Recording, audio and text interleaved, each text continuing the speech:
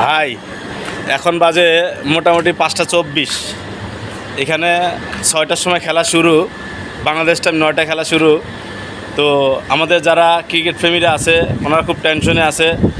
আপনারা দেখেন গত ম্যাচে যারা এমরিকি স্টেডিয়ামে খেলা দেখতে গেছে, খেলা হারার কারণে গালে পর্যন্ত জুতা মারছে। তো আজকে দেখা যাবে আমাদের শান্ত সাহেবরা কী করে।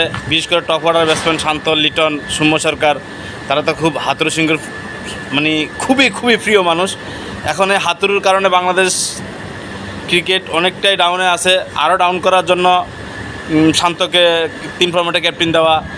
হ্যাঁ, এখন আজকে দেখা যাক কী করে। আজকে যদি হারে ভাই, তাহলে আর কোনো কথা নাই, স্টেডিয়াম ফাঁকা হয়ে যাবে পুরা। আর টিম বিশ্বকাপে দর্শক থাকবে বাংলাদেশের, এইগুলো করা যাবে না। আজকে দেখা যাবে কী করা যায়। আজকে বাংলাদেশ বড় তকমা নিয়ে গেছে শান্তর জয়ের পাল্লা ভারী করার জন্য। আমেরিকার সাথে খেলা ধরছে যে আমেরিকার সাথে জিতবো, শান্ত জয়ের পাল্লা ভারী হবে, এই হিসাবে আমেরিকার সাথে খেলা ধরছে। এখন আজকে দেখা যাবে শান্ত সাহেব কী করে। শান্ত সাহেব, আমি যতগুলো অন্তত শান্ত সাহেবের T20 ম্যাচ দেখছি ইন্টারন্যাশনালে, প্রত্যেকটা নিয়ে ওয়ানডে অথবা T20 test, not T20, one day এবং টেস্ট খেলছে।